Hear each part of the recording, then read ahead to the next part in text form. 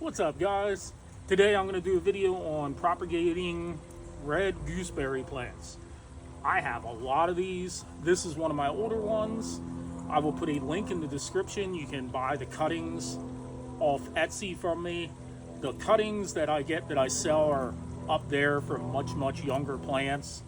The older cuttings still do well. They just don't root quite as quick as the younger ones. This thing needs a major trimming. I'm going to cut a lot off of it. Please, guys, if you like this video, like and subscribe. It'll help keep me motivated to make more. Basically, the first thing I'm going to do is and I'm probably going to hurt myself because these things have a lot of damn thorns on them. But, of course, why would I wear a pair of gloves? Anyway, the first thing I'm going to do is I'm going to cut out pretty much everything in the center, so that way it gets more adequate airflow. And normally you want to do it later in the year when these are more dormant, but I've done it this time of the year before, never had a problem with it. And maybe it'll give it a jump start on the rooting process too, with some of this warm weather we're still having here. But yeah, I'm just going to cut out a whole mess of these from the very inside. Like I think I already said, it'll help promote airflow. It'll keep the plant healthy and promote new growth for next year. And if you guys never tried gooseberries, they're kind of like a sweet tart. It's a real hard flavor to explain. They kind of look like a cherry. They have a sweetness to them, but they're not real sweet. They're definitely not a sweet fruit. A lot of people use them to make jelly and jams because you're going to add a lot of sugar to that anyway, and it doesn't overpower it. Most of my kids don't like it. I have one kid that eats the hell out of these things, and I'm glad. I mean, they're loaded with vitamin C and other antioxidants. But I'm going to get a few more cuttings here. Actually, I can get a lot more off of here, but I want to see how far I can get with what I have right now. And here comes the painful part. You can see the size of the thorns on these, and they do hurt when they get you. But I'm going to start cutting these up, and I'm going to see how many I have. All right, guys, I hope you can see everything. I have a 52 cell tray here. I'll put the link down in the description where you can buy this off Amazon. The same with my rooting powder. I like these deeper trays. I've said that in the past. One thing you want to do with your cuttings is always make sure you plant them right side up, meaning the bottom goes down, the top goes up. This is a large one. I don't know if this will root very well, but you want to cut it right below a node because that's where the greatest concentration of cells are that will help grow roots.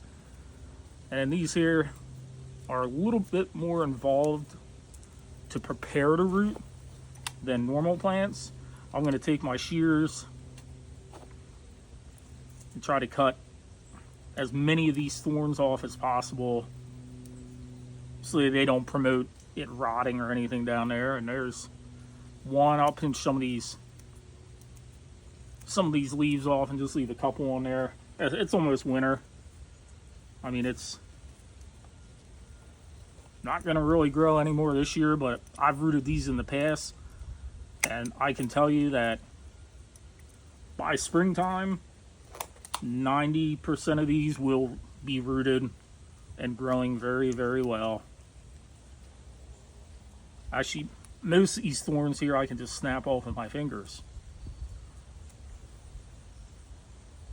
Ow. Like I said, my fault. I know better. I should have gloves on. I'm not wearing them. Don't care. My hands are so beat up from being an auto mechanic that doesn't really hurt me that much. These thorns actually, since the plants are kind of going dormant, the thorns are pretty brittle and they snap off pretty easy with my finger, so Normally, if it's earlier on in the year and the cuttings are still green, you have to use something to scrape them off, cut them off, pocket knife, shears, whatever you want to do. So I'll be back with you guys after I get some of these cut up. All right, guys, I am back. I have all my cuttings here. You see them right here. I'll show you a couple different examples.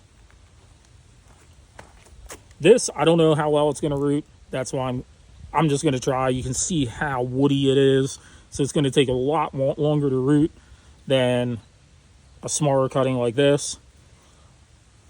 Here is a smaller cutting. You can see the difference in the way the bark is on it. This will root pretty easily. Now, if you order cuttings from me off of Etsy, this is what you will get, ones this size. Like I said, the link is in the description for my Etsy account if you'd like to buy some cuttings from me. It's the same thing as with any other cutting at this point. Just dip it in some rooting hormone and stick it about halfway down into the tray.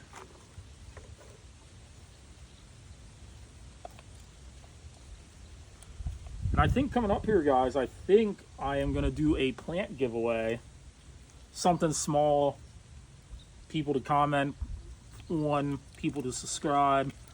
And I'll just mail it to you. I'll give you a choice of plants. I haven't quite decided how I'm going to do it yet. But it would be a good way to help you guys out if you want to start a home nursery business. It'll help you out. It'll give you a chance to grow some more inventory.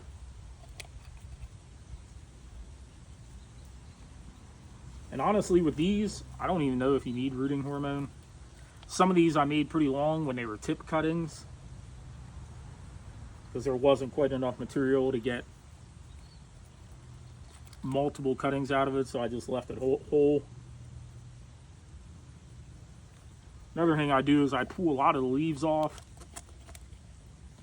These already have buds forming, so honestly I could pull all the leaves off of them and it probably wouldn't matter one bit. They'll probably grow exactly the same. All right, guys, I'm back. They're all put in. I got the whole tray filled. Gonna water them in real well. Like I said, these are just gonna go right in my Amazon hoop house. I'm not putting it under mist propagation. It's too late in the year.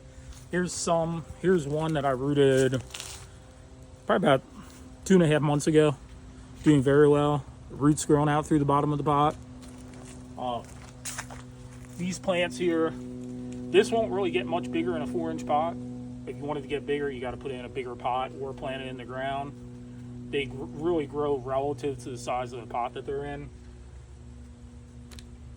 I sell these locally for $5 to $10 a piece, depending how big they get. They root very easily. They are a little bit harder to take cuttings and clean the thorns off and deal with all that. Like I said, I'll put a link in the description to my Amazon account or my Etsy account where you can buy cuttings from me with rooting hormone already applied. Here in the future, I think I'm going to do a plant giveaway. Keep an eye out for that coming up. And please, if you like this video, like and subscribe, comment below what more content you would like. Thanks, and have a great day.